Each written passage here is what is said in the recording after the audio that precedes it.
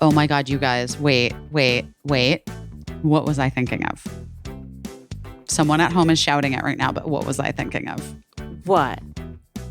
I was thinking of Preparation H. That's definitely over the counter. No, and I wouldn't recommend putting Retin-A on your butthole at all. I don't know what I'm doing, but I'm doing my best. I guess sometimes I understand the appeal of doing this professionally, like, and just going to a studio and sitting down and recording and then leaving. As opposed And not to having like, to untangle your cords. every fucking week and then like somebody moving a thing. And then remember for a while when someone was like, it was convinced someone was sabotaging me. I mean, it's possible. No. It's possible. I don't think One of your rivals could have been sneaking into your house. I took Gina for a little bath today because it was necessary. It's been so Aw. gross here.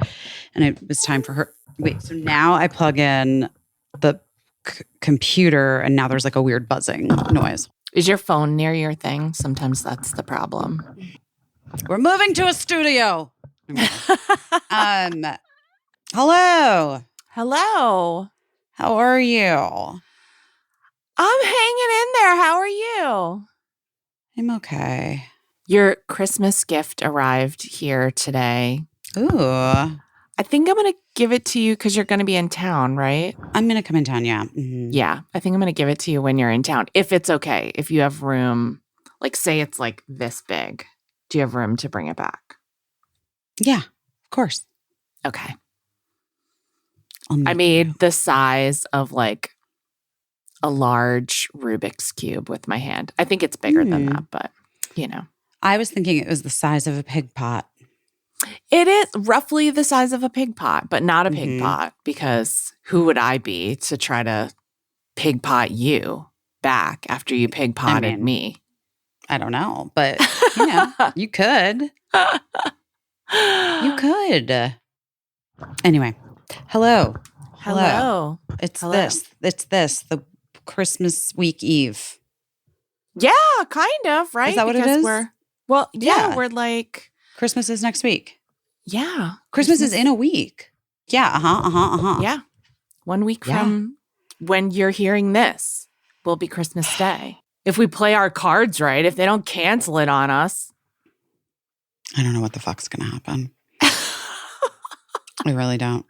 I just feel like there could be a universe in which some type of Christmas authority is like, guys, it's off this year. Everyone's acting. Honestly, wouldn't blink an eye. Wouldn't even fucking bat a goddamn eye at like, it. the year without a was it the year without a Christmas? I'm sure there's been a year without a Christmas. I know there's a year without a Santa Claus, the special where he gets sick. And I think Mrs. Claus has to pull it together. She probably does anyway. She probably does Regardless. anyway. It's probably her whole thing. Probably Not- her whole thing. Yeah. At the very least, Mrs. Claus puts up with a lot of bullshit, I No bet. shit. You know? The ego alone. Are you fucking kidding me? Yeah. The ego And- on that guy? And all the elves. I mean, truly. And It's like- everybody up in your business all the time. Yeah. It's got to be chaos. It's for chaos. Poor Mrs. It's chaos. Claus. But I bet But she's was gonna probably say. like the brains behind the whole operation. Yeah. And she's made for it. Yeah. Her temperament is such that it's like, it's not even like for us, we would be freaking out. For her, she can do it. She just rolls with it. She rolls with it. She finds it all kind of delightful, to be honest. She's a cool customer, Mrs. She really Claus. is. She really is. I'm just trying to decide. I need to eat something. Like, is it pizza? I think it's so rainy here today, although it's warmed up a bit because of the rain, I guess.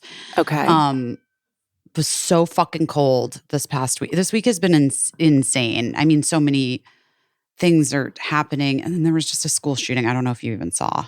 I did see because my friend Dan lives 2 blocks from that school. So I don't like that. I'm really sorry. I just I don't saw. like I that mean, it's he happening doesn't. at all, He obviously. said that everyone he knew whose kids went there so far, he heard that they're okay. But I just saw him, asking, did anybody know anybody at the school and had they heard and all that stuff. It's terrible. It's terrible. I don't even know what to say anymore about it. What can we say? There's nothing to say. Someone said when our country decided to do nothing about Sandy Hook, that's when they knew that nothing would be done about guns. Mm-hmm. I would beg to differ. When a CEO was shot and our country decided not to do anything about guns, that's when we probably could have really known that nothing will be done about guns. So, and if you're in Wisconsin, sending love to you, obviously. Truly. And I think this news is just breaking. And also, I'm always struck by, not to center ourselves in this moment, but Busy, how many times have we sat down to record a podcast and either had to push it off to another day? It's been a little over 4 years that we've been doing this. Yeah. Honestly, I would say, I think probably 6 or 7 times. Right. Yeah. For a school shooting. Yeah. And it's just and those are just the ones that happen on Tuesdays. Right. That's it. Well, right. Just the day that we happen to be recording. We're actually recording a day early today, guys, because Birdie's coming home tonight. So I wanted to have Tuesday off so I could be at her beck and call, although I am getting Botox in the morning and I'm concerned that she's going to freak out and be like, where are you going? And I'm going to have to tell her. And then she's going to be like, ew, what's wrong with you? Why would you do that? You can be like, I do judged. this so that my face doesn't react to anything that might happen in this house with teenagers. Yeah. So oh my gosh. Well, I'm glad she's coming home though. That's exciting. I know. Well, actually, she's been in LA with Mark for the whole past week. Oh, it's just nice. been me and Cricket for over a week here. Okay. In New York City. Yeah. And well, Bernie was supposed to stay. She was supposed to fly home from Sweden today. Uh-huh. And then last Monday, are you ready for it? They had 1 hour of daylight. Oh gosh. And she had no tests or anything pressing. These last 2 weeks were just kind of for her level and where she's at. And it was just kind of filler. Yeah. Do you know what I mean? It wasn't Yeah. We've all been there she, before. The busy work at the end of the. There was nothing she really that she couldn't miss or that she needed to be there for. Yeah. And Mark was in LA for the whole week for work, and she's got so many friends there, and it was sunny and beautiful there, according to them. More than 1 hour of daylight. Freezing here in New York last week, but anyway, girl, it's very cold here. So I really don't want to hear it. I'm sorry. I just don't. It's no really New York and it's not raining, although it did rain quite a bit. But yeah, it's been quite cold here. Okay. Anyway, she went to LA. It was the same to there was no cost to change her ticket, and it was the same to fly her to LA as it was to fly her to New York. Okay. And we felt like she should go thaw out for a week. Yeah, that sounds like a great idea. Defrost. Break it up. Oh, good. So, but I have had a lot of things. I went out. I've been going out. I went out a lot. Me too. And I heard astrologically that Tell me. It was a good weekend to be very social, at least for me, at least for Geminis. So I did say yes to every invitation that I was lucky enough to get. So I've been out a lot. I was out a lot and like I've been like moving through a lot of stuff, like emotionally speaking. Yeah. And I started this weird workout that my therapist recommended. And it Okay. is like Pilates, but it's not. It's called gyrotechnics or something. Okay. Yeah, gyrotechnics. Okay. Anyway, but I started that last week too, which is good. How is it like Pilates? Like There's like a reformer. Okay. And there's a lot of stretching and like body Which is the positioning. machine that you use in Pilates. It's like Yeah. it's kind of like a torture rack if you've never But seen they one. were It's like a but cross she- between a rowing machine and something scary. She was my teacher, Emily, was like trying to explain to me why it's different. And I was barely paying attention. Does the instructor like is the person very hands-on with you or Yes. Okay. Let's see what it says. The gyrotonic expansion system. Whoa. Developed in the 80s. It's like it's around enhancing spinal movement in 3 dimensions. Okay. 3 dimensions. See? You know that I tried to do Pilates one time and the first time was like, it's not bad because it's your introductory lesson. Like I paid for a bunch of lessons. I know the exact year because I'll tell you why. The second lesson was like a little more intense. Mhm. I farted on my teacher one time and she was like, oh, it's okay. It's okay. I farted on her a second time. And then after the third fart, I was like, I'm never coming back to this. I just never went back. Come to find out, I was pregnant and I didn't know that I was pregnant Mhm. quite yet. And so I'm going to blame the farting on that. But then 9/11 happened and I just Come was on. like, I'm the ship sailed. Do you know I'm what I mean? calling it. And I always felt bad because I kind of ghosted her, but I also was like, I paid for all the lessons Sure. already. So like, whatever. I hope she doesn't think that I died in 9/11. I hope she didn't just see this podcast and be like, oh my God, that's her. She's alive or whatever, like I really hope that is not the case. But yeah, I just ghosted that Pilates lady. If she's listening, I'm sorry. I'm sorry. But I can't, if I fart on someone 3 times, that's Yeah, it. I think you call it. That's it. It's done. You can't go back there. No. No matter I think what it's the enough. reason. No matter what the reason. But you liked it? You liked the new workout?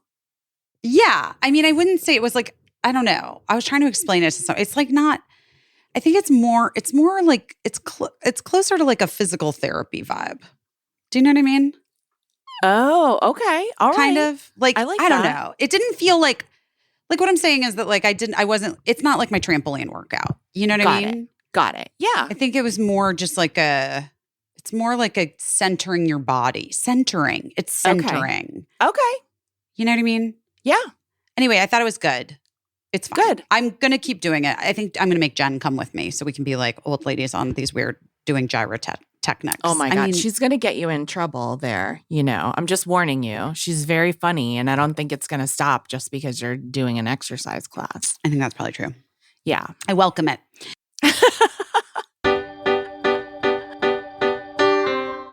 My go-to holiday lip sitting right here. I really need reading glasses because I was going to tell you the color. It's Stephanie. Everybody always asks on Instagram. It's my Empower Matte. My Empower Matte Precision Lipstick Crayon. Yes. From Thrive Cosmetics. In shade Stephanie, everyone on Instagram who always asks me to find out. But I have to be clear. There's a darker color called Rosa. Yes. But really, Stephanie is the one that you want if you're holidays. looking for that bright Christmassy bright lip. Yeah. That's Stephanie. Yeah. Rosa is a little bit darker. She's moody. She's moody. I also wore Stephanie to a holiday party. It looks great. I think it's like pretty universally No, flattering. it kind of works on everybody. I'm not even kidding, Yeah. guys, Yeah. because Thrive Cosmetics is the greatest. And you know it's on my eyes always because the viral tubing mascara I'm obsessed with. I'm obsessed with it. I am Yes. obsessed with it. Yes. And I've been wearing the green shade in Donna. Love it. So good for the holidays. I love that. I love it. I also have it in purple. Yes. Gorgeous. I love that purple. But there are so many things to love about Thrive Cosmetics. The biggest one, honestly, guys, is that the products are amazing and you're going to look great and it's effortless and it takes 2 seconds to do your makeup. I went out last night to this party that I talk about on this podcast. This is not an exaggeration and I didn't say this on the podcast because it was just going to seem like bragging. I'm not kidding. Multiple people were like, "You're so beautiful. You're like insanely gorgeous." And I was like, guys, it's my Thrive Cosmetics. Literally. Yeah. Liquid lash extensions, the Brilliant Eye Brightener, where I use the like different shades. And so I Yes. like build on it. Okay. Yes. And then we come in with our Empower Matte Precision Lipstick Crayon. In Stephanie. It should be named Busy. Let's be honest. I don't know who Stephanie is. I mean, like, bless Stephanie. Fine. But I mean, it really should be called Busy. I'm You know sure what I mean? Stephanie is very deserving. Whoever Stephanie, we love you, but also love it should you. be called Busy. You know what I mean? Anyway, all I'm saying is that makeup took me 7 minutes and it looked incredible. And also, it's 100% vegan, cruelty-free, 0 parabens, sulfates, or phthalates. It's clean ingredients. You're not going to break out. I have very sensitive skin. My skin loves these products because they really put a lot of time, effort, and science into formulating them. And then beyond that, beyond all of the like clean, skin-loving ingredients, high-performance, trademarked formulas, uncompromising standards, Thrive Cosmetics donates to 8 major causes. That's why it's called Thrive Cosmetics, CAUSE, like a cause that you show up for, because they donate, including causes for people impacted by cancer, domestic abuse, veterans, and educational organizations. Guys, I'm not kidding. If you're not, get on board. Just jump on. There's room. Get on board. Get the mascara. That's your gateway drug. You're going to then get the Brilliant Eye Brightener. You're going to get the Liquid Lash Extensions mascara. And then you're going to get this Empower Matte Precision Lipstick Crayon. You might get that first because you just have seen my lipstick and you're like, I want that. And it's in Stephanie. It should be named Busy, whatever. Guys, put it in your own stocking. It's luxury beauty. It gives back. Right now, you can get an exclusive 20% off your first order at thrivecosmetics.com/best. That's Thrive Cosmetics, CAUSEMETICS.com/best for 20% off your order. We love you, Thrive Cosmetics.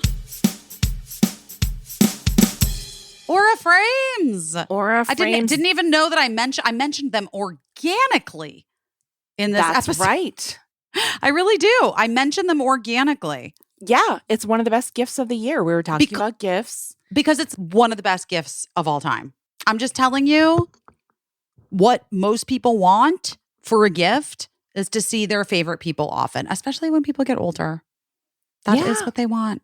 Yeah. And that's why the Aura frame is the absolute best gift you can give besides like literal plane tickets.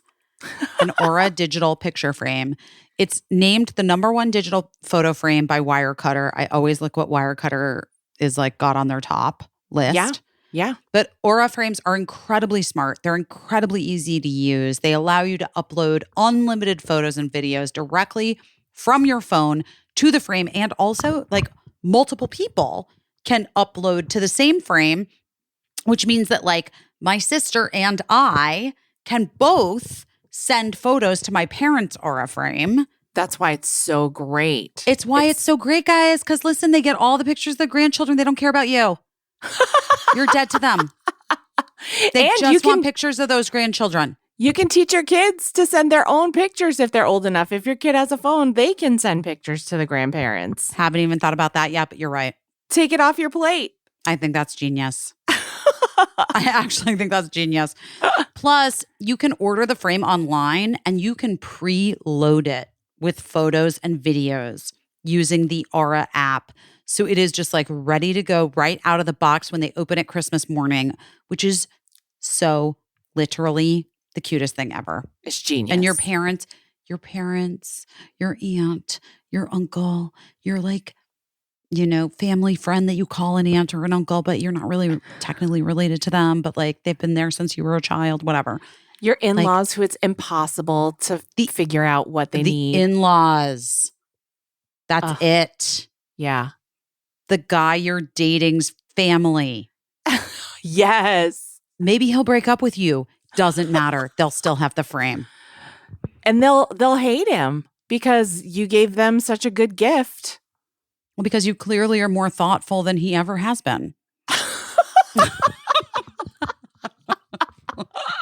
If you're not listening to our ads, you're really missing out on the subtext. Guys, get into the Aura frame. Save on the perfect gift by visiting auraframes.com to get $35 off Aura's best-selling Carver matte frames. That's the ones that we have. That's the one I gave my mom and my sister and her family and my in-laws. I mean, they're not my in-laws anymore because Mark and I got divorced, but still. Yeah. Anyway, use promo code BEST at the checkout. That's auraframes.com, AURA frames.com, promo code BEST. This deal, it's just for you, just our listeners, exclusive to our listeners. So get yours now, right now, today, in time for the holidays. Terms and conditions apply. And then, oh my God, wait. Also, I went to Tommy Dorfman's holiday party last night. Amazing. And it's so funny because I was just on Allison Roman. Guys, pick up all these names, whatever. Anyway, I was just on Allison Roman's podcast. And we discussed if you're having a party in New York, do you take your shoes off? Yeah. Do you ask your guests to take your shoes off? And we talked about this. Did we talk about this on here? I don't think we've talked about it on here, but in New York, sure it's like, can. I mean, in New York, it's like, it's not like anywhere else in the world, I think. I mean, if you live in like a walking city, like maybe if you live in Chicago, like downtown, I don't know. Most places, you're like in your shoes, you get into a car. Right. I mean, shoes are, it's gross anyway. I think it is. Yes. I think shoes in the house is gross no matter what. Yes. But I think especially in New York. Yeah. I do know some people that are shoes in the house people, and I try to respect their reasons and, like get with it. I think you can have designated house shoes and house slippers. Yes. Everybody in my house wears slippers. Well, that's better for your shoes. I actually have like tennis gym shoes that I don't wear out in the world. They're just for like the gym. Yeah. Or my house. Or I can wear them in my house. Okay. So I don't wear them on those streets. Anyway. So you're never shoes in the house and you. But I do feel for a party, you can leave your shoes on. It's fine. I'm gonna have the floors mopped tomorrow morning anyway. Everything's gross anyway. And it's like people dressed up for your party. Right. And it's part of their look. But Tommy did the alternate version, which I also appreciate, which is sending a text ahead of time saying, heads up, shoes off. That's a really good thing because can I just say, I have shown up at people's houses who are never shoe houses, and that is fine. But it's like if I wore shoes without socks, like then I might be a little weird about walking around Totally. barefoot in your house. Totally. And like maybe you're like, maybe you would have gotten a pedicure or something. So I'm like, at the very least, if you insist that your guests take off their shoes, which I totally respect, it's your house. I do think at the very least, you have to have a clean basket of socks right there where you're asking people to drop their shoes. Love that. Love So that. Love they that. can put on some socks. Mhm. I think I've also been to houses where people have had slippers, like a little rack of slippers, almost Adorable. like it's a spa. So I think I actually like socks a little better because like they've been laundered, whereas slippers, I don't know if you're laundering slippers and that might be a little weird. But like, let me know. I've also brought slippers to people's houses that are never shoe houses so that I'm like, well, I have my own slippers. I'm comfortable. I put them on, So these are all the options. I think about it a lot. But yeah, I feel a little weird walking around in my bare feet, like in Yeah. someone's house. So I Well, think I that's was very intimate. stockinged feet, and I was Okay. fine with it because I was wearing tights last night. Yeah. And I was well aware. But Tommy had this like, and she in the thing was like, "Don't worry, there's plenty of shoe racks and plenty of space," and that was hypothetically true, but until the party got too big, I guess. And then there was just like shoes everywhere and coats and things and whatever. And Yeah. I needed to book it home kind of early because, like I said, it's just me and Cricket. And so I needed Yeah. to be back because school night, whatever. So I called my Uber thinking, oh, it'll be no problem. I know where I put my shoes right when I got here. But that was not the case. And then the shoes I could not find. And then I did see my coat immediately, which was good. But then I was like, the Uber was like, yo, like send me, like when they send you like 3, like, hey, yeah, I'm here and come I'm here leaving right in now. 1 minute. Yeah. Right. So then then Tommy comes over like a little elfin, shoe fairy. Yeah. And is like, what do your shoes look like? And I'm like, they're number 6, like Oxford lace up, but chunky. And literally she like pulls them out of thin air and is like, here, are these your shoes? I'm like, how did you know exactly how? I've been Oh looking my for gosh. 20 minutes with this other person, like they were looking for their shoes. So anyway, I put the shoes and I don't even tie them up. I'm just like, I gotta go grab my coat and then I grab my scarf and I'm like running out. And I get into the car. Thank you for waiting for me. And I'm like driving home and I was like, ooh, this person hugged me. And really, it must have been Tommy or something. The really strong scent. It's nice. It's like musky, like perfume kind of. But I don't wear perfume because I get headaches from it. And Right. but I was like, it's really like staying on me. Like that's like a grabby perfume. Wow. And so then I got home and then, Cricket, we had to go to bed and there was like, I had to talk to the babysitter and whatever. And so then this morning it was time to go to school and I was like, grabbed the scarf and I was like, oh, that's not my scarf. Not your scarf. That's not my scarf. Oh, no. No, this is someone else's scarf. Is it a nice scarf that you clipped a maniac? It wasn't. It's not as nice as mine. That's the one I lost. Yeah, that's the one I lost. So, but you know what? It's all. So anyway, I texted Tommy. She thought it was hilarious. She's like, "This is truly comical that you were like, oh, somebody hugged me and Oh my God. really spread that perfume right on me." And I was like, it didn't even occur to me that it wasn't my scarf. I just like grabbed it and ran out because I was on a crunch. Oh my God.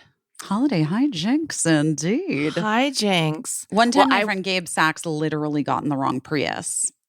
Oh. Drove away.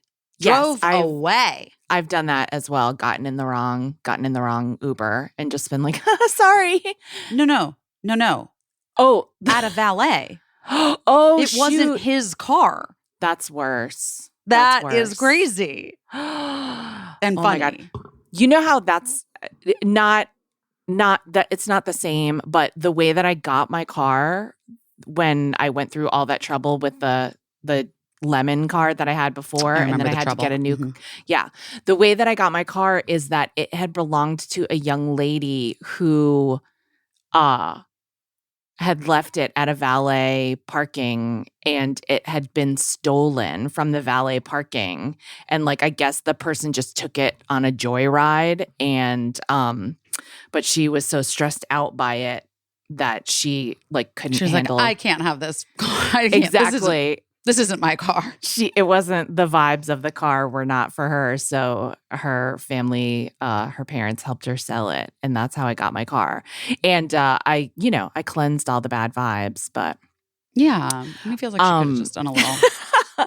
I went to Emily Beebe's White Elephant gift swap, and I have to Mhm. say, like, it took a while to get warmed up, and I thought like, oh, maybe it's going to be like a very sort of calm year and everyone's going to just Subdued. be, subdued. But no, it always brings the drama, that White Elephant gift Do people exchange. go off? People go off. Now, okay, so my Alan strategy. Starzinski, I know, always like gets like annoyed. I think he does it to himself. I think like if I didn't give him this feedback in person, but if you're listening, Alan, this is my real take. I think when you show any sign of like, oh, I don't like this gift, or like this isn't cool enough, I think people actively like start to mentally try to bone you in the White Elephant gift exchange, and they make sure that it's not a because satisfying. because it doesn't feel great to like trade with somebody and then know that they're going to have a bummer of a gift. Right. Exactly. But like, Yeah, it's also so- funny because Emily's White Elephant party is very specific, guys. Now, I've personally never been. But her White Elephant party seems pretty funny because the goal of hers is to like have a good gift. Yes. You Yeah. don't want to bring a bad gift. Right. And so my strategy is always like, I am very fortunate to be given some things, like sometimes promotional items. I'm no Busy Phillips, but I'm given some pretty cool things. Well, we have this podcast together. We get stuff. Yeah, we get stuff sometimes. And so sometimes I'll save some of those items. And so the rule is you can't spend more than X amount of dollars. So my interpretation of the rule is if I'm given something very cool, it does not cost me any dollars. So that's right. fair game to enter into the White Like, Elephant. would you put like an aura frame? Because that would be Yes. crazy. Yes. Exactly Wow. like that. Wow. And so, That's and cool. then this year I also, so I put in, Matt had a gift, I had a gift. And then I also put in one of the wraps that I got, one of the cashmere wraps, because again, I bought those wholesale and in bulk, and I was given a substantial discount. And I put that in because even though we're only supposed to bring 2 gifts, I was like, somebody might get a crappy gift, or somebody might forget to bring a gift and they can't play. So I'll bring this extra gift or so whatever. nice of you. I thought it was nice, but I did have to laugh because Emily has this one friend, Sebastian. Oh my God, who- Sebastian. Sebastian is like a celebrity to me. I light up when he shows up to anything because I just know. You know, I'm obsessed with Sebastian. Obsessed with Sebastian. Maybe And I so- should date Sebastian. Oh my God. That would be. Can you fucking imagine? I'm going to put a stop to it. It would be immediately. Emily. It would be literally Emily's nightmare. What a nightmare scenario. A He whole is nightmare. Just, for context, guys, Sebastian is Emily's other like BFF. Yes. Not nearly as Emily has like me, then Melanie, Yes. and then Sebastian is next. Yeah. And then Natalie. Yes. But those are like, that's the order of Emily's best friends. Minty, don't get it twisted. You're right up there neck and neck. But however, I have existed longer, way longer. According to Busy's formula. And you know how it is with best friends. Like, it depends what's going on in your life and like who you see the most or whatever. So Emily and Sebastian. But all I'm saying is that it would be Emily's actual nightmare because It would just be a 100%. nightmare. Yes, 100%. But anyway, Sebastian is like a celebrity to me. And he's so funny. He's German, first of all. And Yeah. so I feel like that's important to say because like he has a really charming accent and like a very dry sense of humor, I think. Some people don't get it. Yeah, maybe some people don't get it. They don't. And also, Emily and Sebastian worked together, and then Sebastian ended up hiring Emily's friend Adam. So everybody's all, they kind of know each other. But also there was a lot of people at the White Elephant, and there always are, that are like friends of friends, and they're just brought, whatever. But anyway, Sebastian is the reason there are so many rules at Emily's White Elephant because he has objected vociferously to certain ways that things have gone down in the past. The thing that he was most upset about is couples colluding.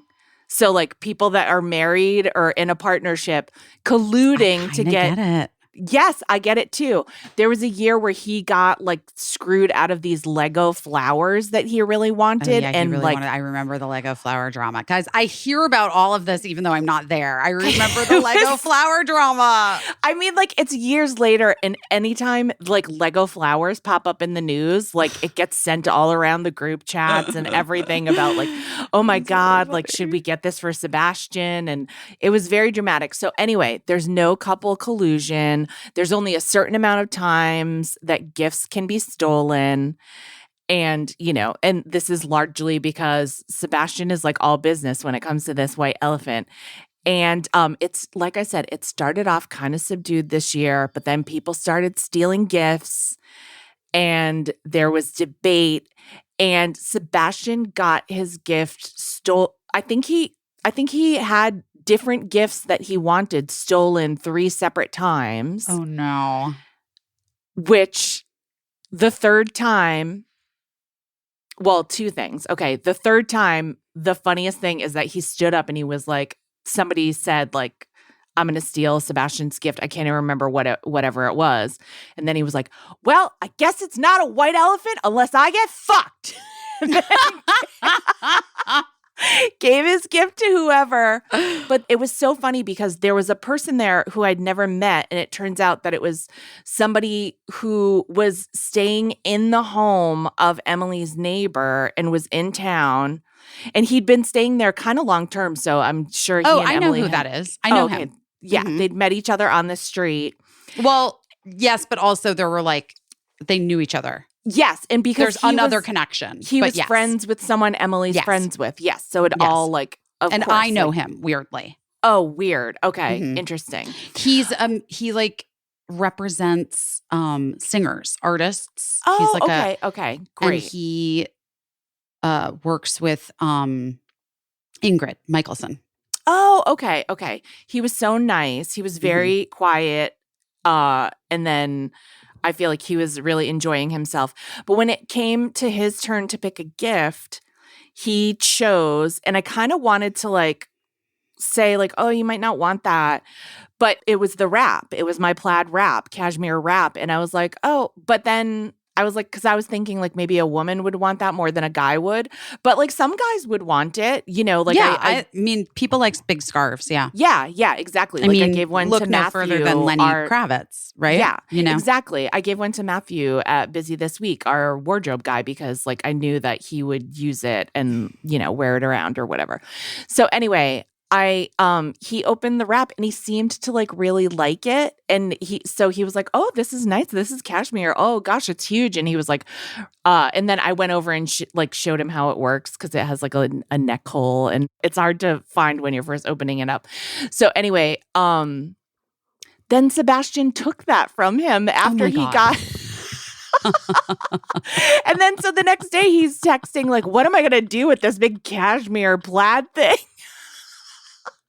And I was like, I think the gift was like Like, Why you did can, he do that? because I think for him, the gift was taking a gift from someone that liked their gift, because he was like, Because wanted he to felt be. so attacked personally. Yeah, he was like, it was dramatic. And so he had to make the most dramatic selection. And so he took this thing.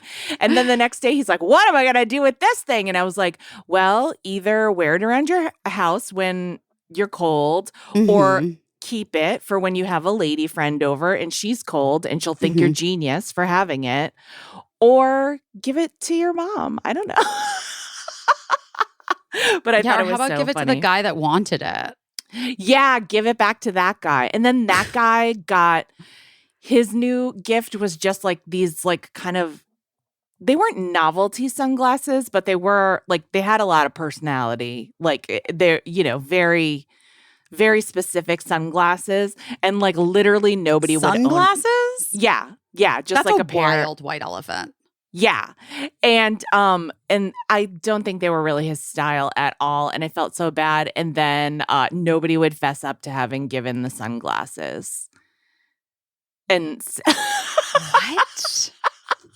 so I don't even know if he took the sunglasses home. That's always the saddest part, when people are like, I don't even want to carry this to my house. And they just my leave it. God. I don't know. It was fun though. It was super fun. I think it's great theater. It's worth the drama. It's worth the price of entry. Well, I'm already upset Why? because I'm traveling and I know that my Helix mattress isn't traveling with me. It's not going to fit in your suitcase. And Caissie, I don't know what to do. I love sleeping on my Helix mattress. And so I don't know what to do. How long have you loved sleeping on your Helix mattress? It's over 4 years. It's like I'm almost 4 years with my girl. almost 4 years. With my- yeah. My girl is so cute and she helps me sleep so well. Aw, I love She's so that. supportive and she's just like how I like to sleep because I took the sleep quiz. Yes. And I'm a side sleeper. And so it gives me Aw. like the right support. Do you know what I mean? Yeah. We're talking a lot about gifts, and it's time to give yourself a gift.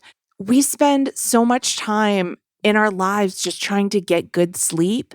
And I think a lot of us are denying ourselves the one thing that could actually help us get a restful night of sleep. And that is an amazing mattress that isn't janky. Yeah, that's from not Helix. janky. Yeah. That's not janky. Because there are so many things that can keep you up at night, like horrible people that have like messed with your brain. Yes. Chemistry. Worrying about drones. Drones, orbs. I don't know. Orbs. Like time travel, like dating apps. We all have way too much to think about. And so I need a mattress that, like, the second I lay my head on it, I'm out. Yeah. Yeah. The mattress needs to fill in. You know what I mean? Yes. Because we can't do it all. We can't be tasked to do it all. We need a mattress that performs, that shows up for us. And whether your issue is back pain, sleeping through the night, sleeping too hot, being too big and tall for your mattress, Right. whatever, Helix has got the answer for you. Also, I will say this, for like a kind of fancy gift for somebody that you really love, like a sibling, best friend, or parent. Yeah. A new mattress is like kind of the greatest gift of all time. I gave my mother a new Helix mattress a couple years ago. I've never stopped hearing about how I'm the best daughter of all time. I'm just saying that. That's just amazing. offering that. You know why I love my Helix mattress? Because my watch monitors my sleep, and it congratulates me constantly on how well I slept. And I feel like I really did something. I really want to get an Aura ring. And once I get an Aura ring, it's over for you bitches. I'm going to tell you how good I sleep with my Helix mattress. I can't wait. Well, here's the deal. Guys, no time like the present. Helix wants to offer you 20% off plus 2 free pillows for all mattress orders. Go to helixsleep.com/best. helixsleep.com/best for 20% off plus 2 free pillows for all mattress orders. Because honestly, throw those infested, mite-ridden pillows away. That you've had I know since you're like, college. this is my pillow. This pillow has been with me since I was in high school. Get it out of your life. Your pillow is your most long-term relationship. Mhm, And it's not mhm. supposed to be. You're not supposed to No. be lifelong partners with your pillow. We have Absolutely not. advances in pillow technology. So it's time to let them go. And The orbs might actually, the drones and the orbs might actually be looking for your pillow. to tell, they want you to know. I'm just going to say, it's possible. We're here to tell you, get rid Get of that rid gross of it. pillow. It's full And of get a new drool. mattress. And go to helixsleep.com/best, guys. 20% off plus 2 free pillows. This episode is sponsored by BetterHelp. Can't find some better help. I can't. It is actually my favorite thing ever. It's great. It's a stressful time of year. It feels like it's only going to get more stressful. It's a little bit dark days, guys. We're in it. It's You know what I not just mean? the holidays. It's that the holidays are affecting people. People are feeling a lot of pressure at their jobs. People who are looking for jobs are feeling a lot of pressure. It's also cold. It's also cold and it's dark. And it's not conducive to bringing out the Joy? best in your brain always. Mhm, Yeah. mhm, Joy is harder to come by. You're having thoughts that you're having a hard time dealing with, and you're wondering, like, am I the only person that thinks like this? No. And can I tell you something, though? Can I tell you something? Yeah. Do you want to know something? What? I do. Therapy is a great constant. Yes. Because even when it's cold, therapy is still there. Even when it's hot, therapy is still there. Yeah. When it's light, when it's dark, you got yourself a therapist. Yeah. And BetterHelp.com wants to help you have access to affordable, convenient, flexible, suited to your schedule therapy. It's entirely online. You can try it out. You fill out a questionnaire. They match you with a licensed therapist. You can switch your therapists at any time. No additional charge. And honestly, I don't know. I feel like, why not? Why not have a sounding board? Why not have a therapist? Yeah. If you've been thinking of trying therapy, starting it, BetterHelp's a good way to get started because it's so easy. It's all online. We love that for her. Because you need to find some comfort this December, guys, with BetterHelp. Visit betterhelp.com/busy today to get 10% off your first month. That's BetterHelp, HELP.com/busy. Well, guess what I decided to do? What? I'm having a party on Thursday. Oh, I saw your invitation. Because I was like, you know what? There's been enough fucking crying happening. Yes. And it's time. We gotta celebrate some shit. Good for also, you. though, this perfume on this scarf, it is feet away from me, and I And have you to can move smell it it? further. It's too Yeah. strong. Oh my gosh. It's a beautiful scent. Yeah. It's just. But you know what? It's not for her. Yeah. You I need a can't- I scent to can't- just go by you and not, Well, I thought the hug and the linger was enough. Yeah. But now Right. I'm living with this, Yeah. and I'm going to throw it back there. Okay, there we go. I just threw it. You Threw just it need as far away from me as possible. Anyway. a little more distance. Oh, I good. You're just- having a party. I just saw the decided- notification. Well, I sent you just for fun. I know. Yeah. Just for fun. But I just decided, you know what? Fuck it. Let's do it. Let's just have a party. little shindig. And I was contemplating sending out an additional, if anybody wants to partake in a white elephant, you better bring something. It's pretty Now, do you fun. wrap it? The white elephants are wrapped, right? Yeah, you wrap it because First. that's part of it is that like you select based on, mhm. and Alan is always very funny because he always picks up everyone on the table and like shakes them and stuff. And it's very cute. It's very childlike. Well, I mean, if there's anything that Alan is like, it is childlike. Yes. Mhm. But I think if you show any kind of disappointment in the gift, it shifts the energy, and It then triggers. everybody's like, It's like a trigger. I'm going to make sure you go home with something that you don't love, because So I think the key is to really try to find something to appreciate about what you open, no matter what it is. That feels right. Yeah. But I think also our friend Vince is the best. He's our friend the Simran's greatest. husband, and he is the nicest person and very smart.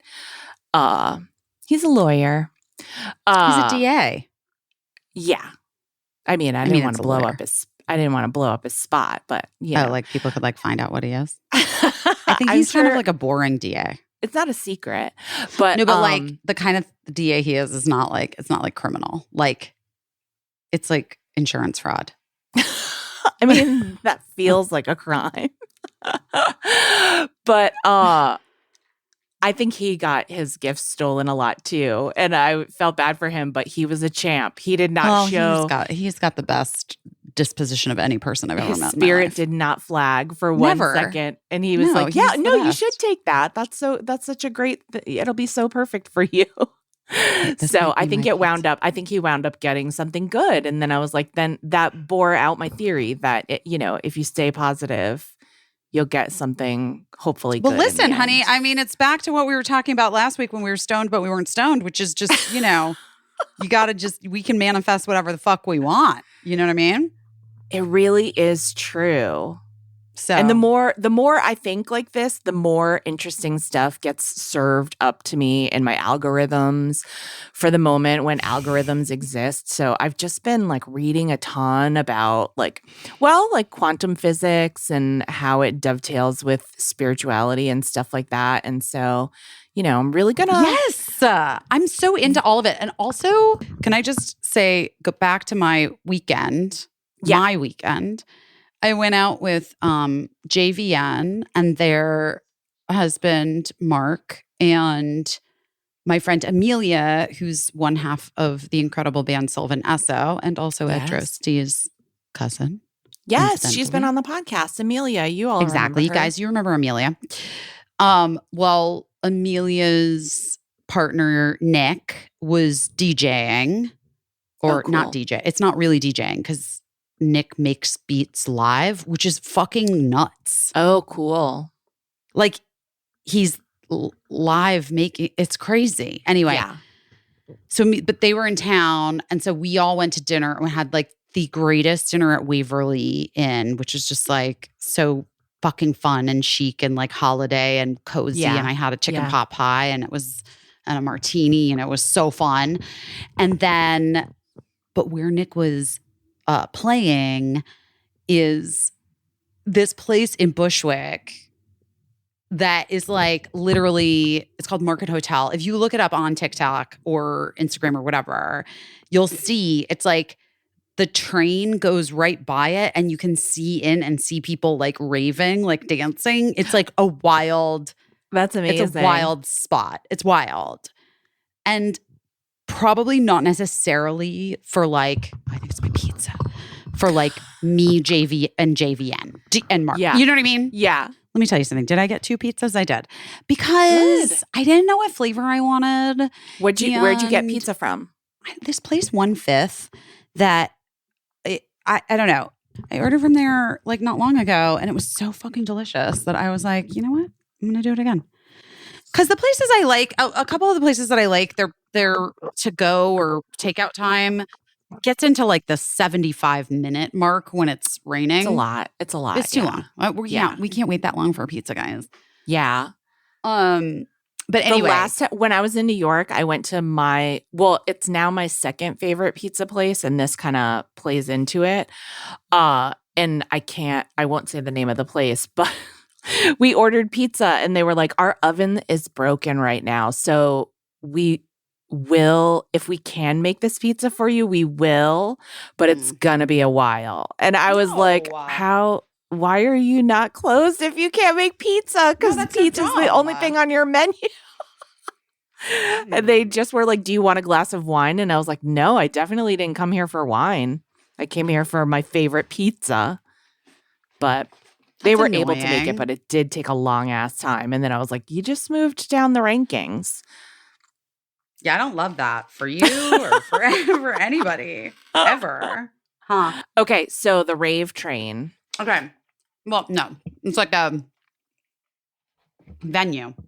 Yeah. But it was like I really had JVN and I were like laughing so hard. So we like showed up. We were so early for this Yeah. party. You know, like we got there at 11. We were so Yeah. early.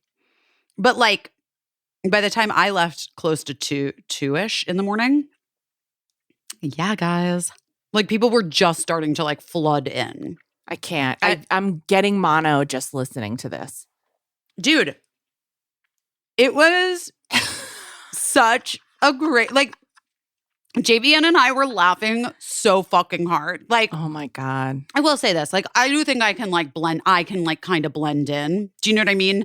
Yeah. Not that like if you look close, you're like, that bitch is in her 40s. You know what I mean? But like, like I'm a woman, you know, I was wearing like essentially like a black dress and like chunky like boots. And I looked like, you know what I mean? Like I just like, with blonde hair.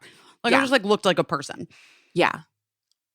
JVN is JVN. Like it is. I don't know if you're watching the new season of Queer Eye. It just came out. I'm saving it to watch. Don't save it, guys. Everybody needs to watch it. Oh, okay. I'm saving it till today. I'll watch it today. Mhm. Guys, everybody watch the new season of Queer Eye. Seriously. Okay. Netflix is being so ruthless, guys. You're gonna miss Girls Five Eva. You'll really miss the Fab Five. Fucking watch that shit. Oh my God. I'll watch it today. Anyway, yeah, JVN is a huge star. But so am I, Caissie, please. But No, but also, I mean, like- no, but I'm saying it's like they are so recognizable. Yes. Like they're first of all, It's an energy, it's a look. but it's if you've never seen JVN in person, I will just tell you at home, viewer at home, JVN is big, tall, a big, tall person. Yeah. Who's got that luscious hair. Yeah. And it's being flung around. The hair is being flung well, it was around. kind of tucked back, but like okay. Other things are flung, you know. Anyway, I'm just saying that JVN is like the eye is drawn. Yeah, sure. To the height and the everything. Yeah. And some of the kids were like truly losing their fucking minds at this dance club. And then I was just losing my mind because I was like, oh my God, like I'm like 17. Like I felt like, oh, I remember this. Like I'm 17. I remember being 19 and doing this. I remember being 25 and doing like I remember all of the times that I've been like dancing in these clubs, like and all of it was just like one of those time travel moments. Yeah. Where I really like the fabric of time and space felt very, very precarious. And I could like have been in any place or time or space. And it was so fun. We had the best time and it was hilarious. We could not stop laughing. And dancing. Like I danced so much and it was so fun. And then oh my gosh. I split. I had to wait in line for that coat check. Ugh. Which like I was never like a New York clubber. Obviously I was West Coast all the way, baby. So like I don't know this coat check life, but it's real. Yeah, it's rough. It gives me anxiety, the coat check. Well, you just talked about like you lost your shoes and took the wrong scarf at a party because there was no coat check. But like an actual coat check, I don't think is much more organized than an ad hoc shoe and coat station at an apartment. You know, maybe for my party on trying Thursday, their best. I should just get numbers and just like give them randomly. Yeah, and just be like, good luck getting your coat back. Mm-hmm. I love a suburban throw your coat on the bed party. And I miss going through a pile of coats that was always, when we had parties in New York City, we always had people throw their coats on the bed, I guess. Well, it was just like, at Tommy's, to be honest, it was just like the setup of the apartment was not conducive. Yeah. Where are you Because gonna put it was like the hallway, she has this like gorge. Well, it's like an entry hallway. Yeah. And so that's where the giant coat closet with the aforementioned shoe racks were. Sure. That Yeah. should have, that could have accommodated, but then Yeah. there just was an overflow The party situation. just blew up.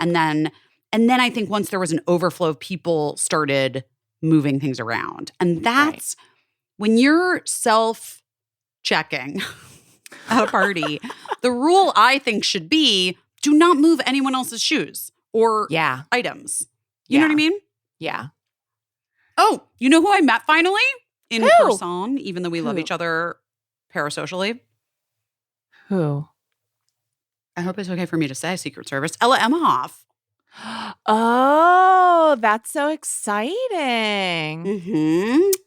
Love Ella. Oh, that's exciting. No, it was like She's really fun fabulous. because we've like definitely been in the same places. Sure. Obviously. Yeah. I accidentally sort of crashed her dad's box at the Box DNC at the DNC, yeah. with Jesse and Justin. I've followed her for a long time before Yeah. Kamala was running Right. for president. Just because I'm a crafty bitch. She's fashion and And she's crafty. Yeah. I first was like, it's the crochet for me. Like the knitting. She was like I love she's a that. knitter. Yeah. Textiles and fashion. Yeah. Yeah. Anyway, she was adorable and so cute and so fucking young. I had no idea. I actually didn't really realize how young she was. Oh, She's I know. 25. It's wild. Yeah. To just. She's like essentially Birdie's age. I'm not kidding. You know what I mean? I mean, she's your kid's Yeah. age. Yeah. Yeah. I mean, listen, I get it. How old is Eli? Eli's 25. Yeah. There you Yeah. go. Yeah. I know. It's weird. Well, you know what is so weird? And this has happened so many times now. So many people that we're friends with and some people that you're even friends with are like, they will often reach out to me and be like, would it be weird if I hung out with your son? And I'm like, no. I mean, I get it. And people don't want to be inappropriate but I'm like, it's not, he's an adult. But also, I'm sure there's some element of like, oh, I actually wanted to like hang out and do this thing with your son that I don't necessarily want to go through you or invite you to. But what's so crazy is like Ben Ross and I have become like pretty good friends. Like I love Ben L. Ross. Yeah. Who's like a little Broadway friend. Also parasocial. And I was like a huge fan. And the reason why I even started following Ben was because in like literally, I want to say 2018-ish, 2018. Yeah. So Ben was the understudy for Dear Evan Hansen on Broadway and then did the touring company. And then if you saw it in Los Angeles at the Pantages, that was Ben. Yeah. But oh my God, why am I blanking? What is wrong with my brain right now? Oh, it's been a long Ben year. Platt. It's been a long year. Ben Platt. Yeah. Not Ben Platt, Ben Ross. Right. So Ben Ross was like the understudy for Ben Platt, but Ben Platt like went on most of the time. Yeah. Wildly, in like 2018, I told Mark was in New York and I told him he had to go see Dear Evan Hansen. I had just seen it with Ben Platt when I saw it with Greta Gerwig. Remember that story? Yes. Yeah. And Tell then again. like we didn't go back and say hi after because I didn't know how to do that. Yeah. And then I mentioned it at the 90-second why and Ben was like, yeah, I thought it was weird that you guys didn't come back and say hi. And I was like, but what if you don't know how to do that? I didn't know. Right. I don't know people. I didn't know people in Broadway. Anyway. Okay. The night Mark went to see Dear Evan Hansen, it was Ben Ross. It was the understudy. Oh my gosh. So Mark saw him on Broadway in the understudy, whatever, and was like, this kid was literally a fucking star. This kid is incredible. He was a baby at the time. So anyway, which I started following him like years ago because of that. Right. Literally. Yeah. And then he has this like musical project that he does called Under Boy Chick. Boychik. Yeah. And I fucking love the music. Like I think Ben could be like a legitimate pop star if that's what he wanted, but I don't think that's what he wants. So unfortunate for me. Yeah. Yeah. But he literally could be a pop star. Like if you haven't listened to Boy Chick, guys, just get into it. It's so fucking good. There are some songs that are like, it's so good. Anyway, but then he and I have become friends. Yeah. He's 26 years old. Yeah. Yeah. He's going to turn 20. He's going to turn 27. But like, we're legitimately friends. And I also, his mom's a producer in Los Angeles. And I like probably could be friends with his mom. I'm not friends with his mother, but like I probably could be friends with his mom. Do you know what I mean? Yeah. Yeah. Yeah. It is a weird time to be a person. Yeah. Listen, it's like how Dave Franco came on Watch What Happens Live and was like, "Oh, I think you know my mom." And I was like, I do know your mom, as a matter of fact. Just so strange, but you know. Wait, that also happened to me at Coachella with one of Dan Bird's friends. Who was like, I remember you saying, yes. I know. It's so weird. Well, I also had a theater experience. I went to the Amundsen Theater to opening night of Once Upon a Mattress. Oh my starring our friend Anna Gasteyer. And Michael Urie was incredible. And Sutton Foster was... Aren't they like all incredible? Incredible. Sutton Foster was like, Carol Burnett wasn't there, I don't think, but I think she would have made Carol Burnett so proud. Like, it was... Oh, God, that would have been so cool if Carol Burnett was there. Maybe she was. I don't know. I didn't see her. I feel like I would have had radar. I feel like I have Carol Burnett radar because I love her so much. But Sutton Foster is so good at physical comedy. I mean, like, I know Michael and Anna are so good at that, but like, you know, she was just so good. It was really, really fun and delightful and so festive and great. And everyone in it was so good. It was such a good show. We did no names today, guys. I have no names in my head. I just want you to know I'm blank. Was Daniel Breaker, did he travel with the show? Yes. Yes, Daniel Breaker was he was incredible. He's so good in it, isn't he? I literally didn't even realize that it was the same person as from Girls Five Eva because like it's such a big part. Yeah, everybody was amazing. Everybody was amazing. It was so good. And thank you so much to Center Theater Group Los Angeles, A, for putting on all these amazing shows, but also B, for inviting little me to come to opening night. It's such an honor, and I had such an amazing time. It's the best. It's the best. It's the best. And it's such a beautiful theater.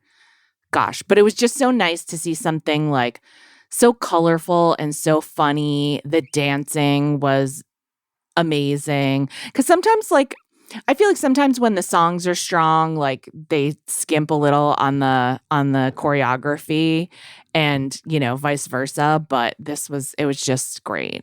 Super fun night. And I went with our friend Felicia Fasano of Focaccia fame, who we're talking with Danny Pellegrino about. And she, of course, made me Felicia Focaccia. Felicia Fasano's Focaccia. She made me go to this really amazing restaurant and eat so much Italian food. What was it? It was the Factory Kitchen. Have you ever been? Mm-mm. It's so good. It has a Michelin star. I don't know LA at all anymore. Like, honestly, I told you the story about like how Cricket had like the night of her life during Thanksgiving. Yeah. But like how my friend Marissa Meltzer was like telling like the most inappropriate stories, which like Cricket was just like eating up because she never gets to be like the kid with the adults. She always like has just been the little kid. Right. Like Birdie was always like the kid with the adults, and Cricket was like the little kid. Yeah. Anyway, one of the stories that Marissa was telling us, because it pertains to a restaurant that was opened here in New York City, like in the West Village, is this story about this restaurant called Horses in LA that took over the old Coach and Horses location. And like, then after Coach and Horses, it was, oh my God, what was, literally my brain has broken. Names. Yeah. At the Pikey. It was the Pikey, right? The Pikey? Okay. Yeah. Jesus fucking. I mean, I'm not kidding. Like the end of this year almost did it for me. That was it. I think it almost broke me in my entirety. Oh, I'm not kidding. You know, I posted this thing that I had meant to like kind of mention on this show, on the pod.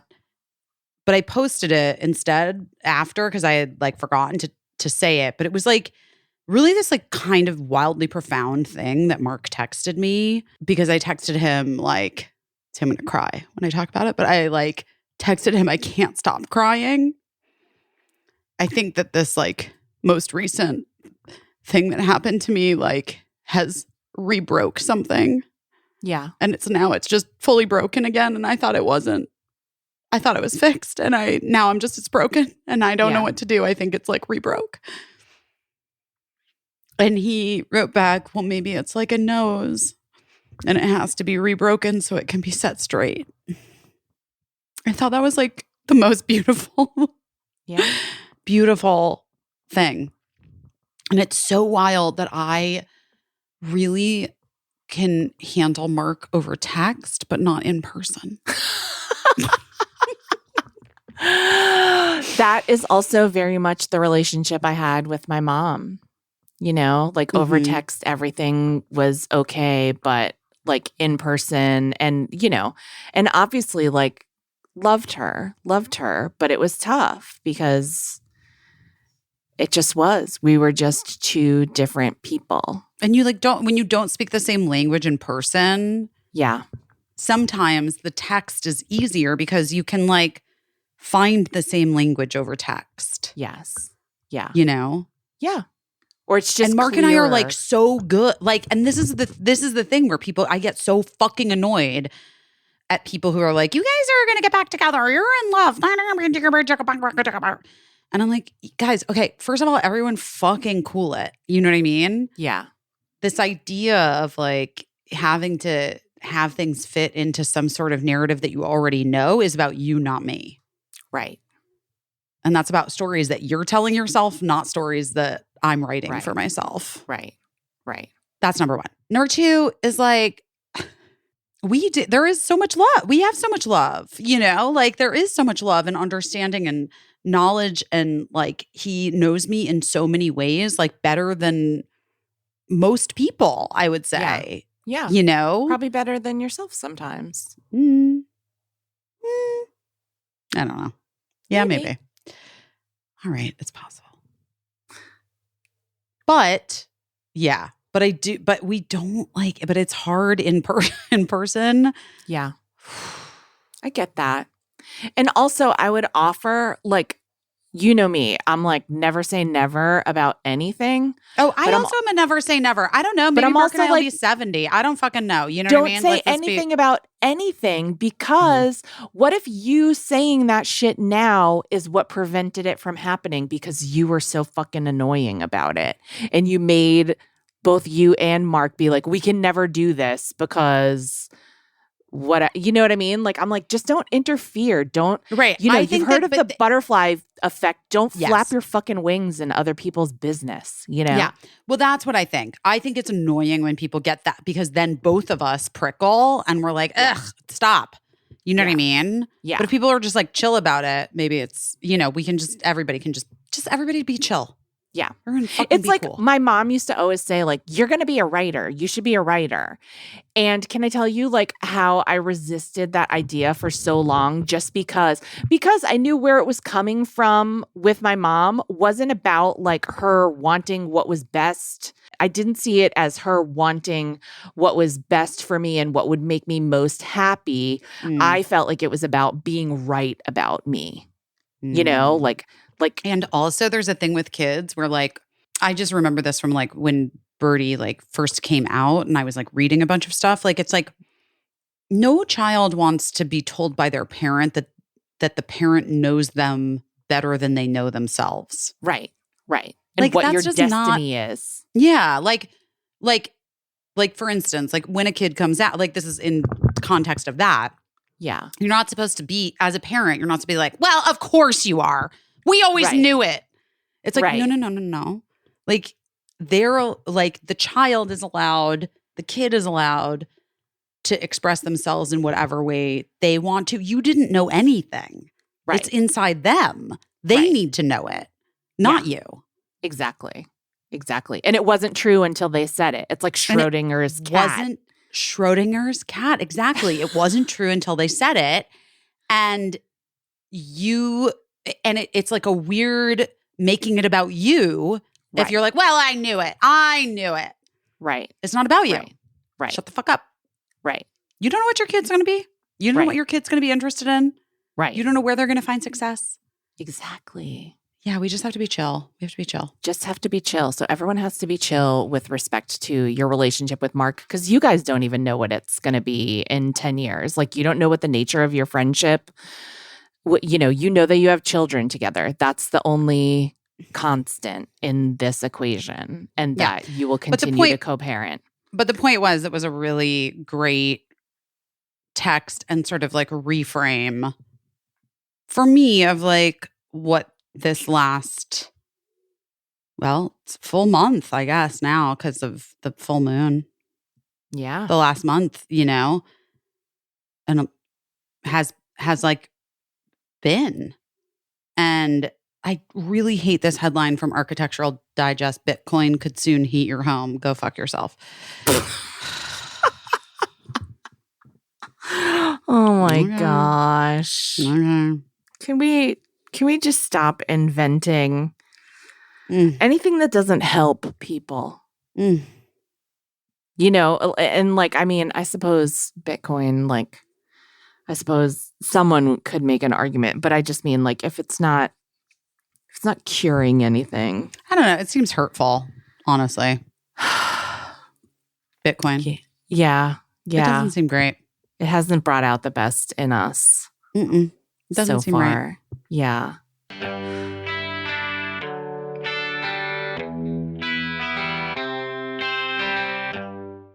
Ooh, hey, guess what? Sex is good. Do you want to make it even better? Yes. Oh, why wouldn't you? Why wouldn't you? Everybody wants to. Yeah, it's like ice cream is good. You know, it's really good. Ice cream with hot fudge. You know what's even better? What? Getting a pint.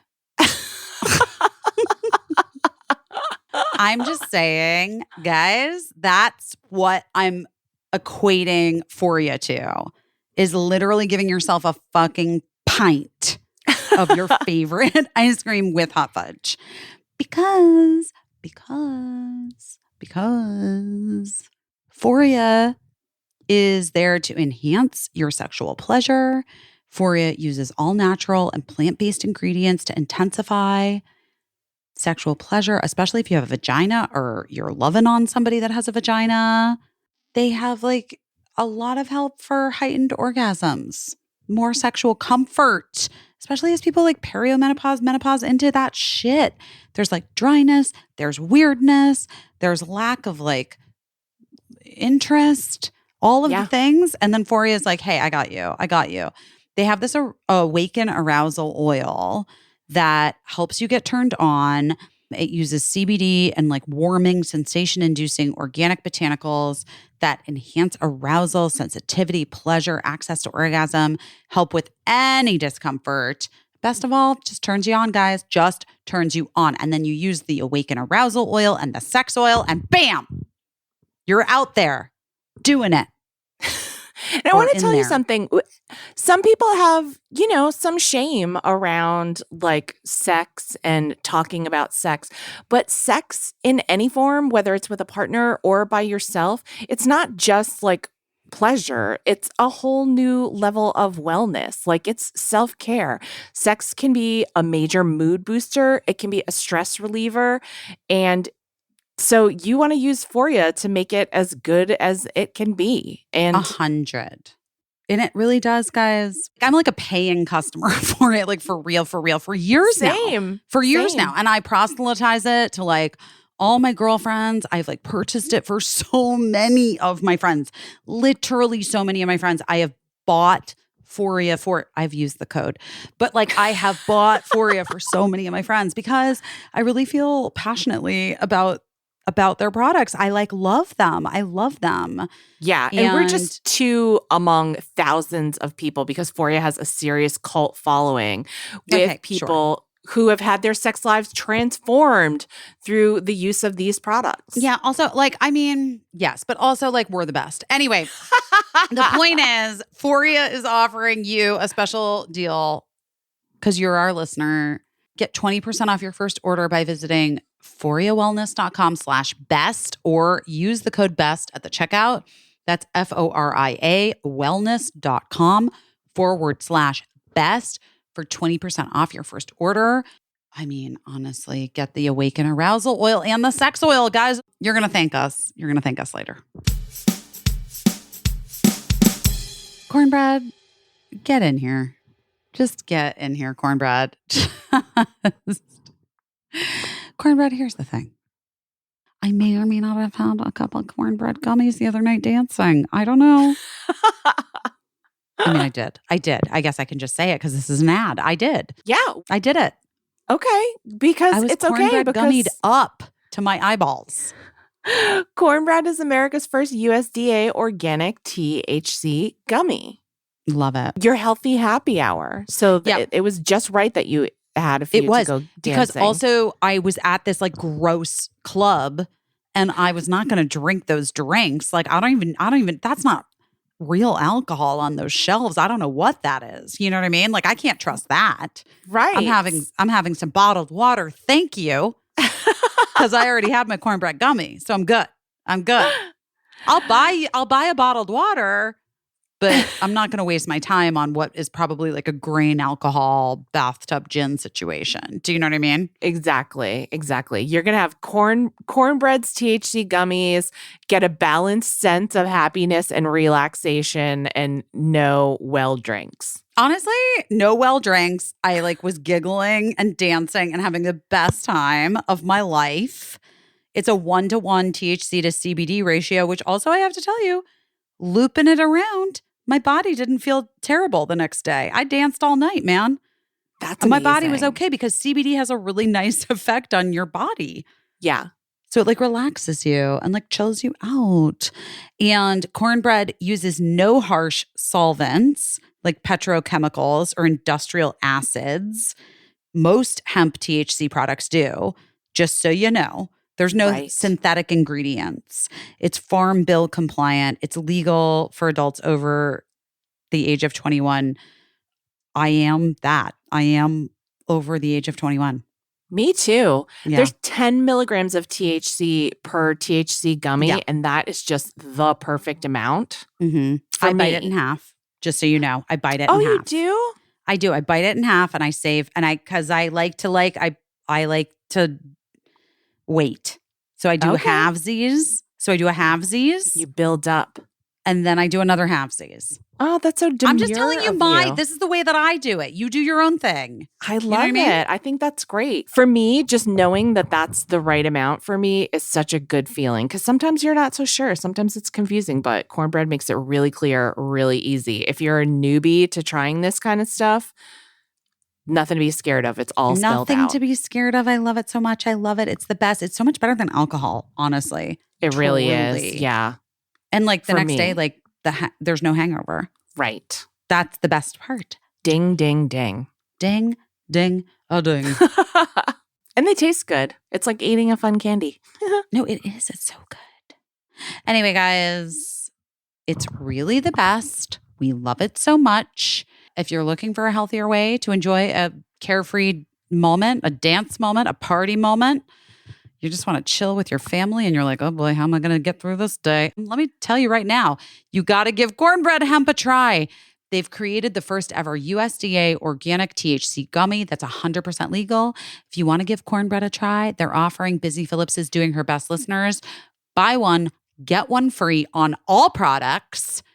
Just visit cornbreadhemp.com/best and use promo code BEST at the checkout. That's cornbreadhemp.com/best and use code BEST for buy one, get one free. BOGO. That's a BOGO. That's a BOGO. On your first order. Cheers to you and a healthier, happier, gigglier happy hour. How about those drones? Oh my God. Have you seen one? Okay. So, I oft like to walk Gina out like on the west side, like Yeah. facing New Jersey. The guys, Yeah. okay, if you're not from New York, you don't know. Like where the Hudson River is, which Yeah. faces New Jersey. Yeah. And I like to do, I love a sunset, Obvi. Right. So I like to do it around that time. And tonight's really, really shitty and rainy. Was it yesterday? No, it wasn't yesterday. Might have been the day before. Maybe Saturday. Definitely Friday. Both Friday and Saturday, I think. I walked Gina out there. And I was like, are you drones? Are Oh, you so planes? you saw something. Are you helicopters? I just couldn't tell. I don't know. There's lots of things flying around. You know what I There's- mean? Yeah, there is. And like I have been looking and I have heard that there have been sightings of things in Los Angeles. And then of course, like I'm on TikTok, I'm on Instagram, I'm seeing people's various theories about what things are.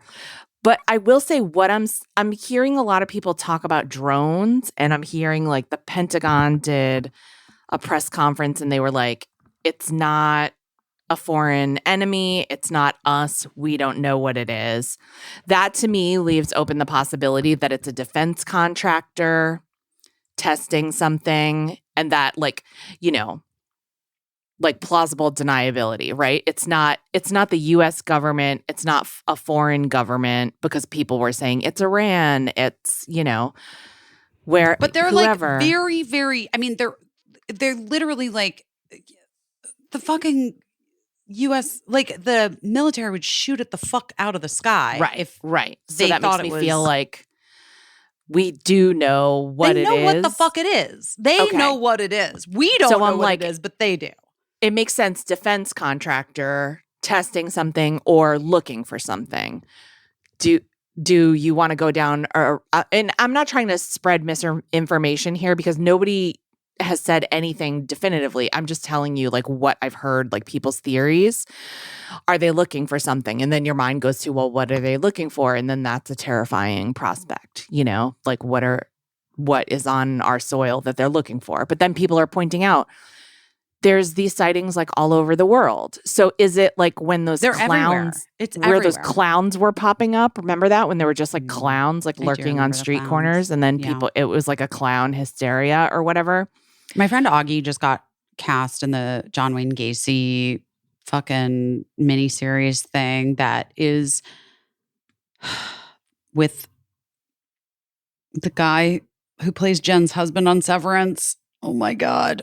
Michael Chernin. There you go. You did it. I did it. I got the name. You got one. Michael.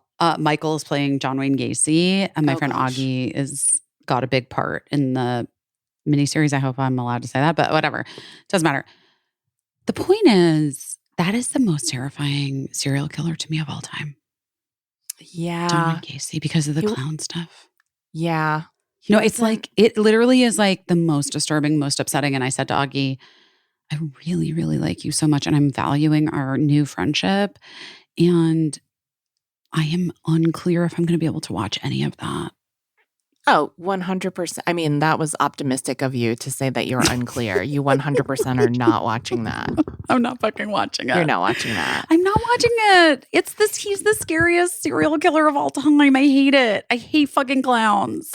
All serial killers are so Terrible. terrible. With that guy, he was so persistent. Like he just He really, really did like, it.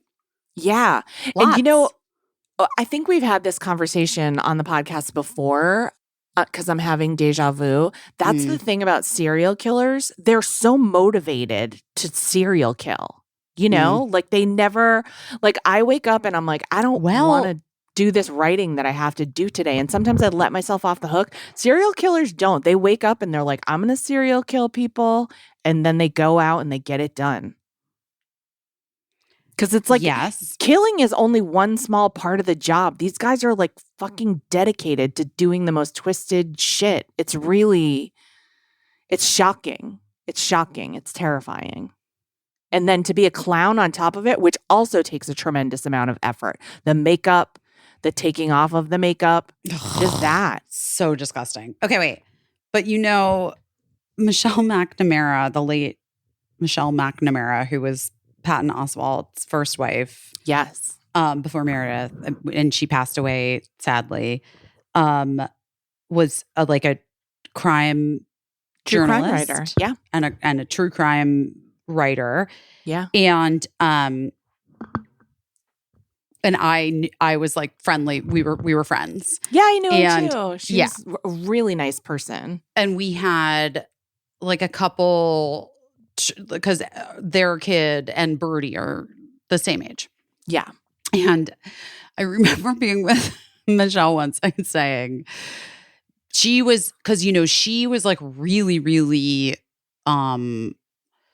had like a huge part in the Solving the Golden Golden State.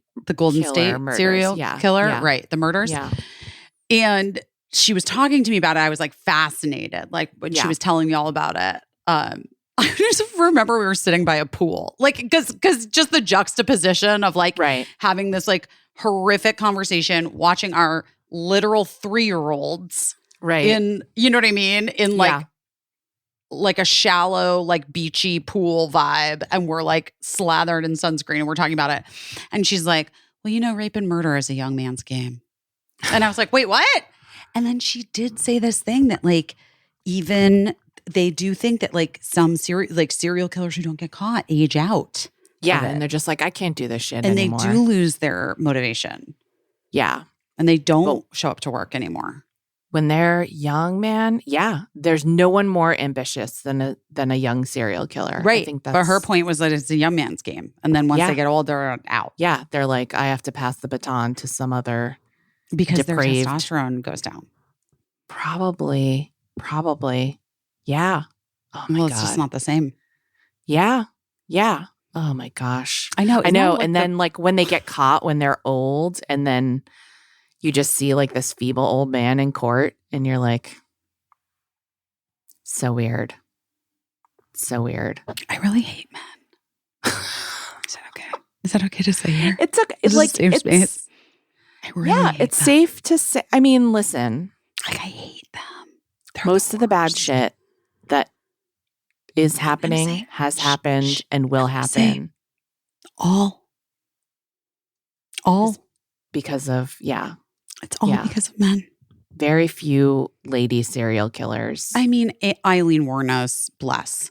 You know what I mean? Yeah. Yeah. And even then, like, you know that I say, like, I always root for a lady scammer. I can't say that I root for a lady serial killer, but sometimes I'm like, You know that I I've get her like point. literally I gotten see her into fights point. with people over the lady scammer thing. Where They I'm get like, mad yeah, that you we're root like, for a lady I don't know, scammer. man. I don't know. She's grifting. Let her grift. You know what I mean? I'm just like, I don't know. No, Like,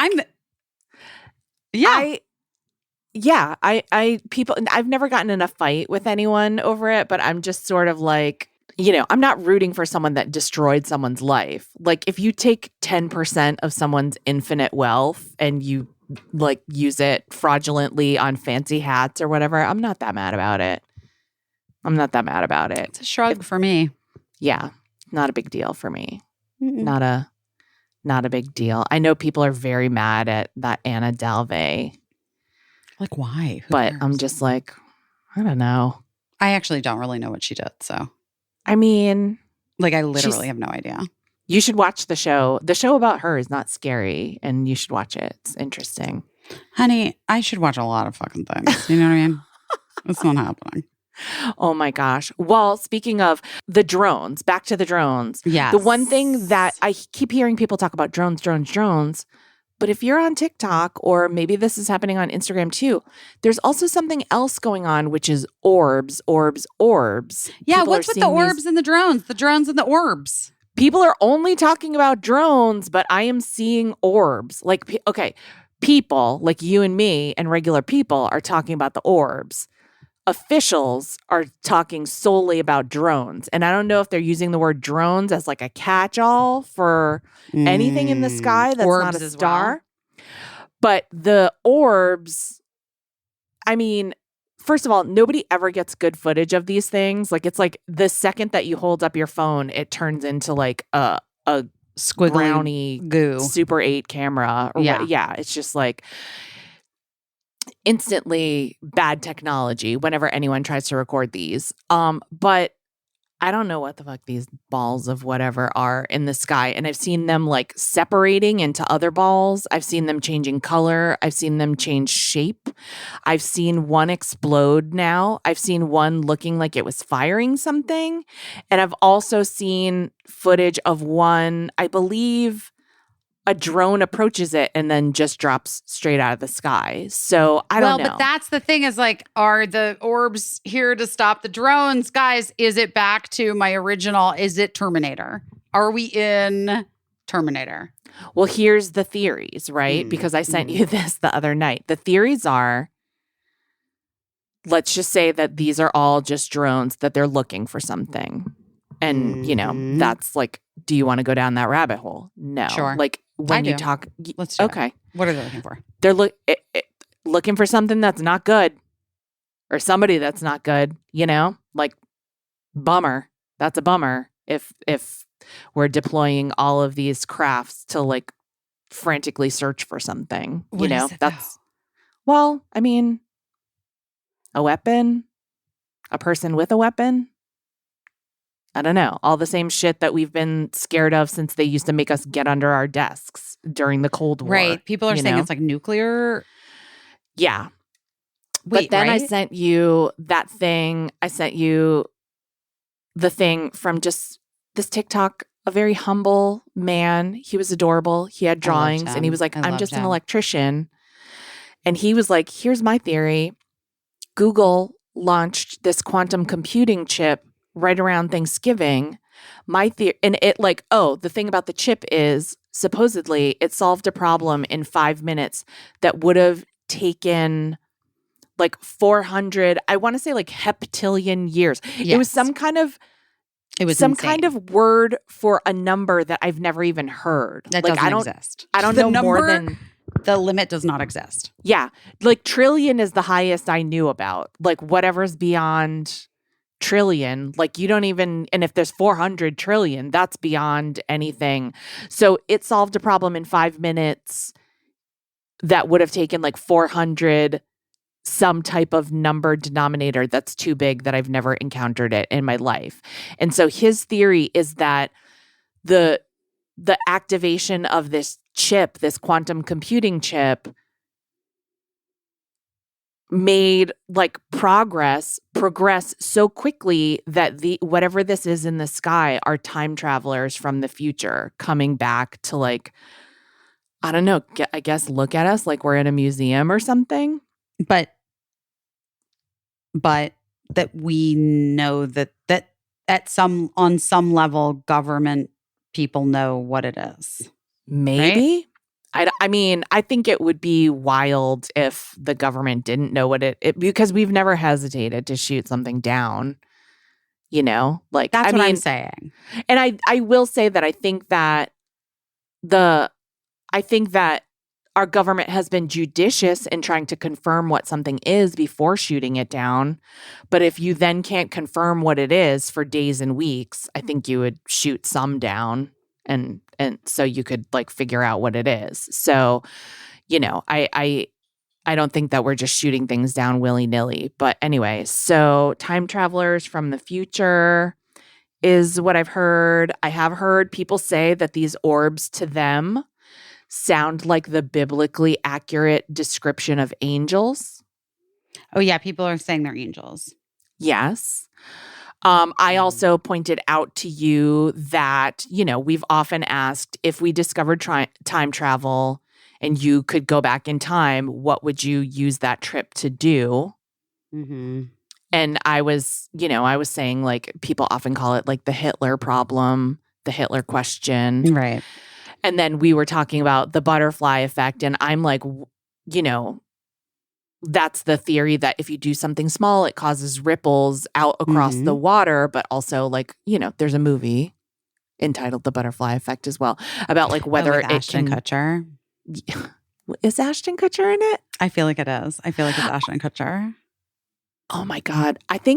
I just think that I never saw the movie. If I'm being honest, I never saw the movie, but I think I'll have to ask my husband because I think the commercial, like the TV commercial for that movie cracked me up because it had a line in it that was so unintentionally funny to me about, I don't know. This is not a very good story, but I think it was like something about this man was on the phone and people wanted to know, like, they wanted a piece of evidence that like he could say the future or whatever. And he was like, what's in my pocket or whatever. And the person was like, it's a chapstick. And that made me die of laughter. But I think it was the butterfly effect. Anyway. Yeah. Do you, if you could go back in time, do you kill baby Hitler, or does that change the course of the universe in such a way that you might not even exist in the future?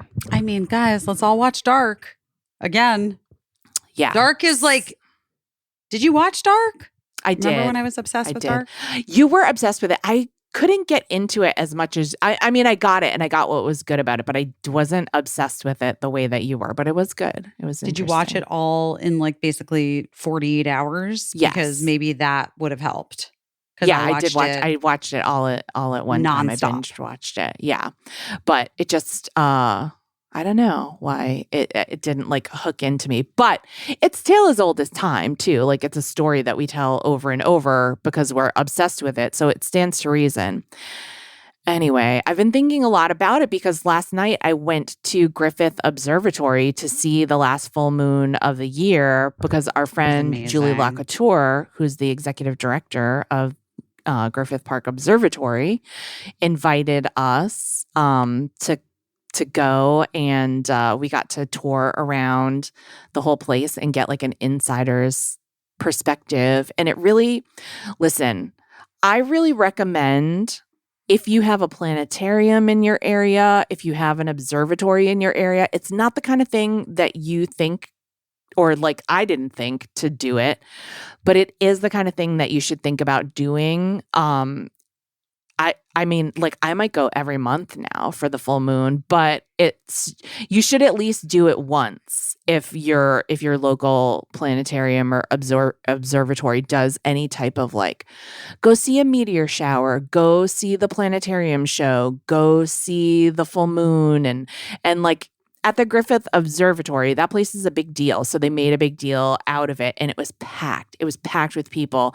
And I was laughing so hard when you were talking about how you could blend in at this amazing party with JVN because there were fully like, it was so LA. There were fully like families there. And then there were girls that looked like they were on their way to the club, like eyelash extensions, short skirts, high heels. It was fucking freezing.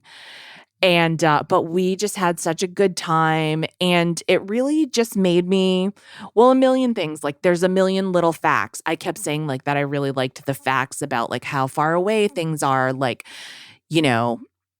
like if on this planet, if there's life on this planet and if they can see our planet glowing in the universe, they're seeing the light from the Middle Ages is what's just reaching them now because of the distance between our planets. And that is like, some people it makes them sad, some people it just makes them like awestruck. For me, it's awestruck. And so I love all those little facts about how tiny we are in the universe and how we got here and the discoveries that we've made and how like the smartest people know that we have hardly scratched the surface of anything. And then I got to look through some really powerful telescopes and I saw Jupiter. I saw the stripes on Jupiter, which was very cool. And I was thinking of you because there's a sign on the telescope. I put it on Instagram. There's a sign on the telescope about how the tracking of this ginormous telescope that can look all the way to Jupiter and show you like a really clear picture of Jupiter is powered by crystals. And I was like, so for every guy who ever rolled his eyes at a girl wanting to buy or wear a crystal because it's all woo or whatever, tell this telescope. tell your watch that's a quartz crystal powered watch that crystals are nothing, like, or you could just mind your business and let a bitch have her crystals, But people were mostly really stuck on the fact that this large telescope, the Zeiss telescope, the sign telling you that the tracking was powered by crystals was in the Mary Tyler Moore font for some reason. And that really got people. People were very stuck on that detail. Stop it. And I was like, that's just great. That's just greatness on greatness, But it was super fun. And I totally recommend like just getting out and seeing the stars, drones and everything notwithstanding. But it's just take a look at the fucking drones, guys. Yeah. Or Take look at a the look drones. at those drones. Look up. Do look up. I look up all the time. That is actually a thing about me. Is that I look up. Yeah. And in fact, I remember having this conversation with someone when I was walking with them in New York. And I was like, oh my God, look at that rooftop deck. And they were like, whoa, how did you even know that was up there? And I was like, because I'm always looking up. Yeah. Where are you looking? Look up. Look up. Look up. Fucking look up, guys. Look up. Yeah. Well, there you have it. What are you doing your best at this week? You have it. I don't know. I'm trying to actually just like continue to like be generous with myself, my emotions. I've really like had some, well, it's not even perspective, right? Because it's like just the remembering that, it's everything everywhere all at once. And the deepest, darkest times, there's like insane hilarity and like humor and, there's just been like a bunch of shit in the last several weeks that have been like a pile on emotionally. And then just remembering like, I'm doing my best at like holding the space of like, well, you know what? It's all like, we gotta just, it's all the things. It's all the things. It's like, it's horrific. It's horrific. And also we like have no choice but to like continue on. Gina has tiny little pink bows in her hair right now that are so tiny. They make her look even bigger, which is like, you know what I mean? Like, it's just all of the, all of those things. And also like, like that thing that I said that Ben said last week, like there's a point where you have to come back to just like radical, radical trust. And in the past, I think I've like done my best at radical honesty. And I think this week I decided to do my best at radical trust. Yeah. And I think trust in a way, I've been thinking a lot about this because I've also heard a lot of people talking about like, well, is it manifesting, or like people have been talking about it in terms of like, we forge our own reality. So it's worth it to be hopeful because you're putting that energy out there. And I don't know if that's exactly the same practice that people think of when they think of manifesting.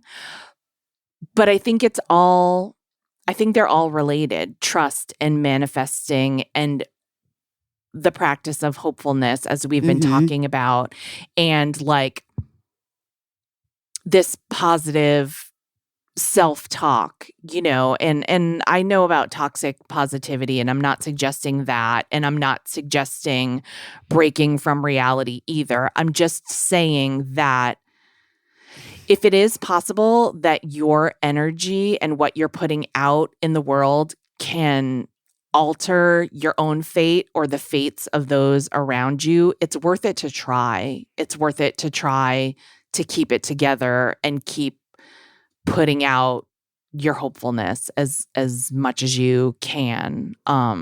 So, and I think that's closely related to trust. Wait, I think it's very closely related to trust. And I had posted this thing, maybe I think it was Saturday night, that was something to the effect like the cat, like in the story or whatever. It was like, sometimes you just have to remember who the fuck you are. Yeah. And someone that I know pretty well responded, I'm having a really hard time with this right now. Like for themselves, you know? Yeah. Yeah. And I wrote back to this person, I know exactly who you are. Like, you're that bitch that's done all this shit. Yeah. And you continue to. And you show Yeah. up for everybody. And I was saying it to her because it's true, and also to me. Yeah. Like, that was what I remembered. Like, oh, right. I'm that bitch. Right. Who's done all this shit and made all this stuff happen for so many people in so many ways and continue to fucking do it in spite of lots of other things. Yeah. And like, also, yeah, I'm good. That's it. Period. Whatever. And it was so true of this person too. Yeah. And so true of like if you had written to me, and probably like literally everyone listening to this, you're that bitch who's done all this shit. Yeah. And look at where you are, man. And like, fuck yes. Yes. And you're gonna be that person no matter what. Regardless of what is happening around you. Yes. If the whole house falls down around you, Yeah. you're still that same bitch Totally. that's going to start rebuilding that house. Totally. You know? And like, I do think that my therapist and I have had a lot of conversations about this in the last several weeks, where I'm like beating myself up about not being as productive as I want to be, or doing whatever. And she's just like, it's going to happen. It's happened before. It's going to happen again. Like, Busy, I don't know what to tell you. Like, and that was like where I got to this week and on Saturday or whatever, where I was just like, oh, right. Because I am that bitch. Yeah. I am this bitch. That's right. I am this bitch. You are that You bitch. are that bitch. We are this bitch. We are those bitches. We are these bitches. We all are. Collectively and separately, independently and together. I love that. Yeah. I love that. I know. I mean, I do know. Like, in the darkest of days, it's like hard to hold on to that. For sure. I've had some dark days. Yeah. Recently. And in those moments, it's like hard to remember it. And I think that's okay too. And I think that like going inward or curling up into a ball or like doing whatever the fuck you need to do is okay. Stopping, pleasing everybody is okay. I'm still so far fucking behind on all the fucking shopping and the Christmas thing and whatever. And I'm like, decided to throw a party like on Thursday. But you know what? I'm just a little bit like, I don't know. I'm just trusting. I'm going to trust. You're trusting. And like, what is it about? You know what I mean? Like, you're like blessed. And I love that you want to make it magical for your kids. But like, your kids have so much and they probably they're fine. They probably don't even give a shit. You know, like one of them does, but yeah. But you know what I mean? Like, it'll be fine. It'll be fine. My kids are adults and I still am getting caught up on that. Like, oh, I got to get this for this one. And they literally do not give a shit. They don't give a shit. And they won't even remember. It's like know. back to like, I could probably just wrap up empty boxes like when they were babies and they'd be like, oh, it's fun to unwrap those. I'm not going to blow up her spot, but I do have a friend who has smaller children. Yeah. And she was like, I am actually just wrapping up some presents that are like just things that they already have. Yeah, 100%. She's like, they're not going to know. 100%. Because So just if you're listening, just know that is open to you. you can do that. You could You can probably Definitely do that. swap toys with another friend, and what I mean, Why don't we normalize that, guys? totally Why are we not should. doing that? Totally should. We had a total Thomas the Tank Engine swap ring going when the kids were little. No, and that's so smart. It was very helpful and saved us all thousands of dollars. And also good for the environment, better for the environment. Exactly. And also, what an amazing position to be in where you don't know what to get your kid because they have so much, and like Totally. what would be the one extra thing? Like, you just do the best, but it's really like, I'm so happy you're having that party because your kids will remember that. Cricket will remember hearing a body story at your party. You know what I mean? Oh my like, God, I never even finished that story. Yeah, what happened? From so long ago. Well, this like chef, there was like this whole, well, it doesn't even fucking matter, you guys. But the chef of horses and his wife, but now they're getting divorced because there's all these accusations about and the accusations are horrific. Oh, and God. involve killing animals. Oh God. It's terrible, guys. It's really terrible and gross. But the first I ever heard about it was on Thanksgiving. And I was like, what? But this is just to say that I'm so far out of the LA restaurant. I don't even know LA restaurants or whatever. But there was a restaurant here in the West Village that these people had opened, and this whole drama, this story. And now that restaurant just announced it's closing, shuttering. It's done this week. I think it's over. Done. These are the things your children will remember. No, my kids will definitely remember. What is it? People don't remember the things you say, but they remember the way that you made them feel. Yeah. Yeah, people don't remember the gifts unless it's a particularly bad white elephant. Then they never fucking forget it. Yeah, Alan Starzinski. He still is talking about that protein powder 2 years later. Wait, I just had the best white elephant gift. I don't know where it went, but it was sent to me, and it's a necklace. It's such a good white elephant because it's a necklace that's Kamala's face. And it was sent to me before the election. And I remember getting it, and I was like, nope, this is bad luck. I'm not putting this on. I'm not putting this on. Maybe I should have worn it. Maybe. Who knows? But I would love to get a Kamala necklace and a white elephant. I would be excited about that. I can just send you this one if you'd like. You don't have to do that. Okay, I'm doing my best at not giving up on Retin-A. I'm trying to use Retin-A, and I always give up on it because, you retinol? Yeah. Not retinol, Retin-A, tretinoin, the prescription cream. It's all the same. Retinol is the same as Retin-A. Well, not exactly. Is. It's weaker. No, it's not. What you can get over the counter is not the same as what you can get prescribed. Retinol is what you get prescribed. Retin-A is over the counter. No, Retin-A is a name brand prescription medicine. And the chemical is tretinoin.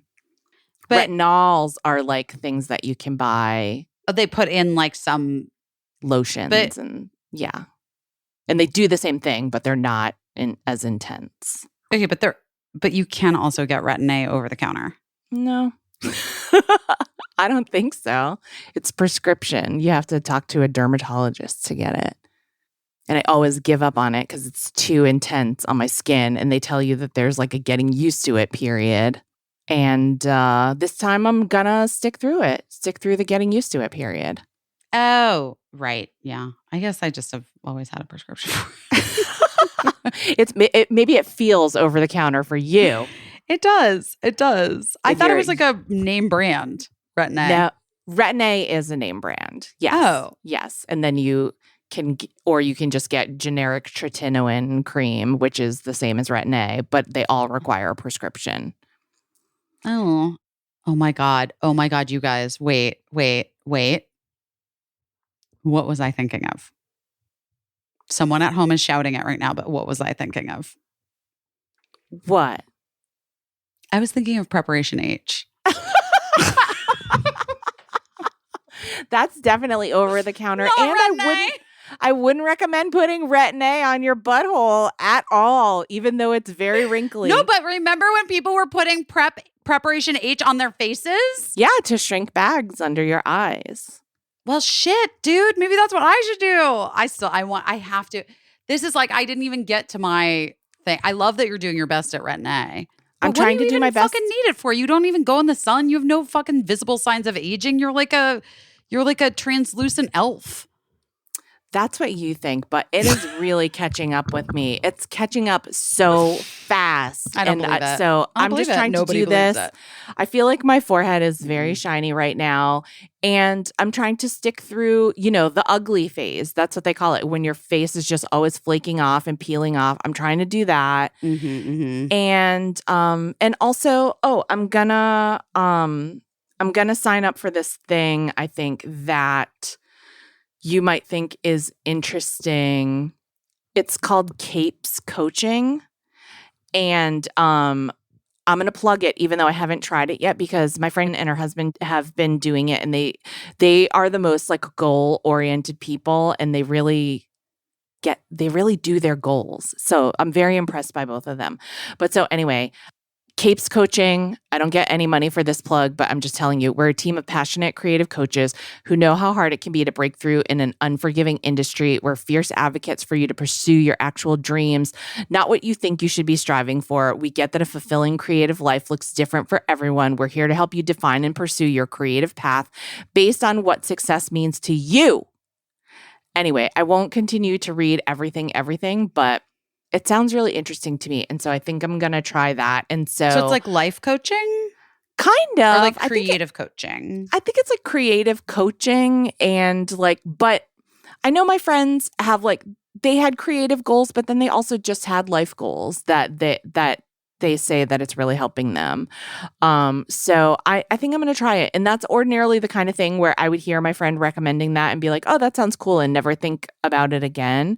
But I've really been thinking about it, so I might try it. And so I'm doing my best at maybe trying out this thing, Capes Coaching. And if any of you have any experience with it, please let me know, because I'd be curious to hear how it went for you. I love this. Yeah, we'll see. I'll let you know how it goes. And, and I have to get another tube of Retin-A, not Preparation H. And that's going to be a whole process. And so far, I'm halfway through the process of just trying to get an online dermatologist to just give it to me, instead of if I have to go to the doctor to get it, it's never happening. So I gotta make it happen. If it was Preparation H, easy peasy. I can go into the drugstore and get that. But yeah. Anyway. Literally thought I was Preparation H.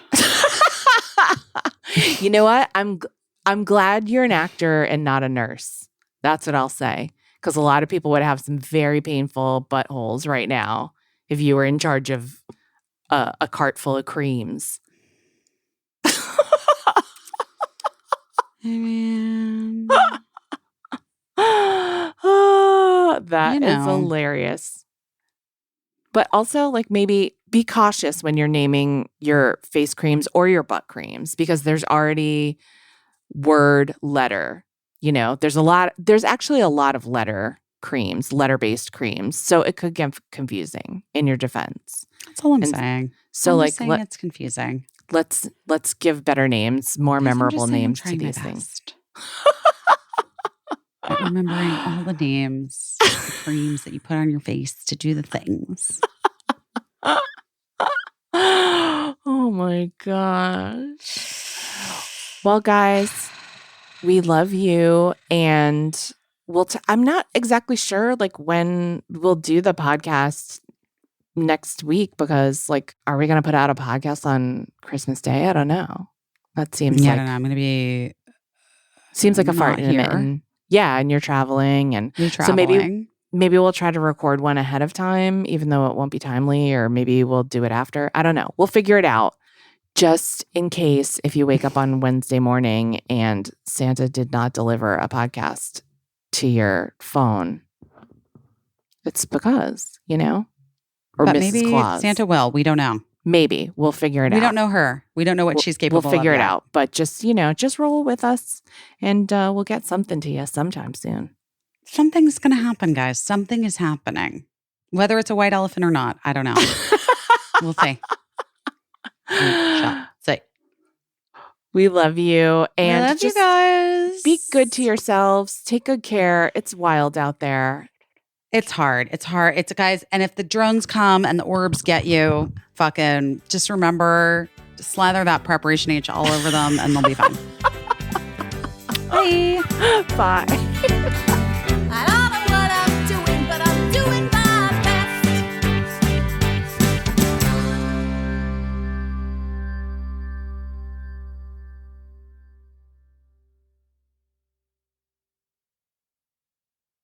Oh no.